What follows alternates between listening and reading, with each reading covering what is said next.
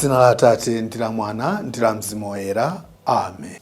Tikulandireni nonse ku programu yathu ya Tilankhule na Ambuye. Lero pa 16th December, mulungu wa chitatu pa nthawi ino ya Advent. Ndipo mawu athu oyamba akuchokera m'buku la Numeri mutu 24 ndime ya 2 mpaka 7 ndipo ndime ya 15 mpaka 17. Amene akutiwerengera mawu oyamba ndi Awense Chitute kuchokera ku St. Andrew Kagwa Parish mu Archdiocese ya Lilongwe. Ndipo uthenga wabwino ukuchokera pa Mateyo mutu 21 kuyambira ndime ya 23 mpaka 27. Amene akutiwerengera mawu a mthenga wabwino komanso kutigawira mawu ndi a Monsignor Patrick Tawale kuchokera ku St. Andrew Kagwa Parish mu Archdiocese ya Lilongwe. Mawu oyamba. Mawu a m'buku la Numeri. Adaona Aisraeli ali m'mahema mwawo, fuko lililonse palokha. Tsono Mzimu wa Mulungu udatsika pa iye, ndipo adayamba kulankhula mawu a uneneri adati: mawu a Balaamu mwana wa Beori, mawu a munthu amene maso ake ndi otsekuka, munthu amene akumva mawu a Mulungu, munthu amene akuona mphambe m'masomphenya, munthu amene akugwa pansi koma maso ali chipenyere. Mahema ako iwe Yakobe, nyumba zako iwe Israeli, sikukoma kwake.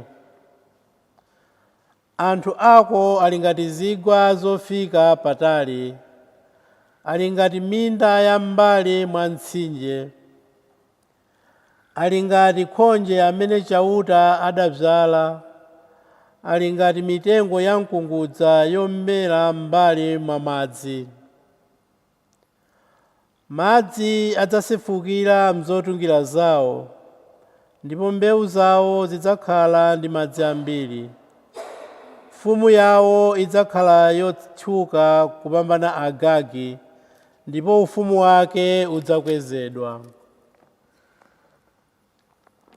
Ndipo adayambapo kulankhula mawu a uneneri adati: mawu a Balaamu mwana wa Beori, mawu a munthu amene maso ake ndi otsekuka, munthu amene akumva mawu a Mulungu ndipo akudziwa nzeru zake za wamphamvu zonse opambana zonse, munthu amene akuona mphambe m'masomphenya, munthu amene akugwa pansi koma maso ake ali chipenyere.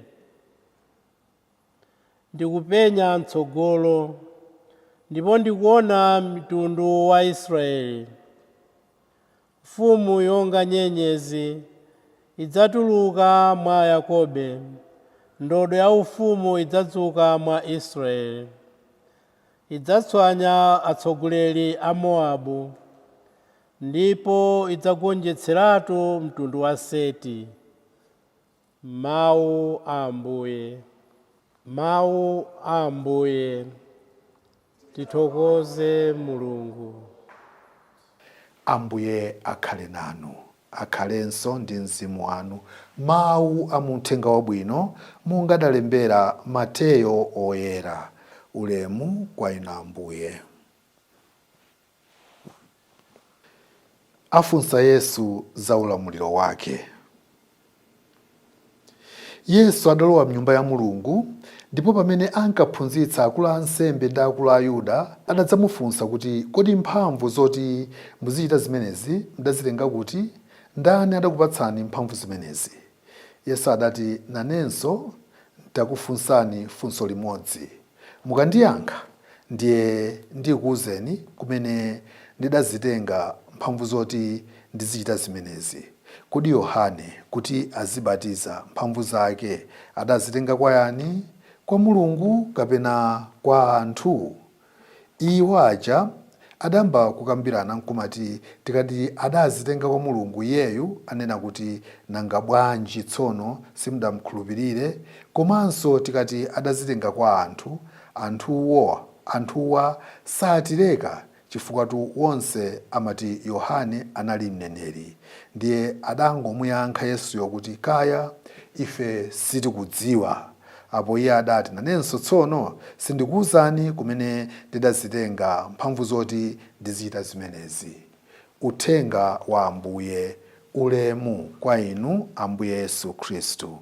Abale anga okondeka mwa Ambuye, ife anthu kawirikawiri timapenekerana ndipo timayang'anirana m'madzi. Anthuwa muchama mufunsa Ambuye Yesu za mphamvu zake, sikunali kufunsa ndithu zabwinobwino ayi, koma kumpenekera kuti kodi iwowa angachitedi zimenezi zodabwitsa kapena zimenezi zikuchokera ku mizimu yoyipa. Kawirikawiri we don't give each other the benefit of the doubt. Awa muchatima adziwira mucha, kubanja kwawo kuchatima kudziwa kucha, kodi iwowa angachite zodabwitsa, angachite zazikulu? Lero Ambuye Yesu akutichita challenge kuti tikamuona munthu tisangoona umunthu wake, koma tizionanso ntchito zimene akugwira. Komanso tisanayambe kumpenekera munthu, tiziyamba tasinkhasinkha kuti kodi ntchito zodabwitsa zimene munthu uyu ali nazo ndipo mphatso zazikulu zimene munthu ameneyu ali nazo, kodi nzenizeni kapena ayi? Kawirikawiri timaweruzana poyang'ana kumene munthu wachokera, kapenanso mtundu wake, kapenanso kuti amenewa ochokera dera lakuti kumene kuja sungachokere zenizeni ayi. Koma lero chauta akutipatsa phunziro. Paliponse chauta angathe kufikirapo, ndipo aliyense mwa ife osapatulapo ndi mmodzi yemwe ali ndi umulungu mwa iyeyo. Tikhoza nena kutinso ali ndi kuthekera kosiyanasiyana, ndipo Mulungu tonsefe adatidalitsa mwa njira zosiyanasiyana, ndipo mphatso zimene chauta adatipatsa sikuti tingozisungayi, tizizigwiritsa ntchito. Mphatso zimenezi tikazigwiritsa ntchito zimabereka zipatso zake zokhalitsa. Komanso mphatso zimenezi tikaziyika pamodzi kuzisonkhanitsa, anthufe timatha kutukuka modabwitsa ndithu. Tikamagawikana, tikamapenekerana poyang'anira kuti uyu wachokera kuti, uyu ndi otani, background yake ndi otani, tonse timasanduka amphawi. Tiyeni pamwambo wathu wa lero wa nsembe ya misa timpemphe chauta kuti atidalitse, chauta atiunikire kuti tiziona ubwino wa munthu osayang'anira kuti kodi wachokera kuti ndipo kwawo nkuti, chifukwa Mulungu amatipatsa mphamvu, amatipatsa mphatso molowa mwanja mosayang'anira kuti kwathu nkuti. Tiyeni ifenso poyang'anira mphatso zosiyanasiyana zimene Mulungu adatipatsa tithe kuzivomera, kuzigwiritsa ntchito kuti dzina lake litamandike, komanso chikondi kwa anzathu chikule. Amen.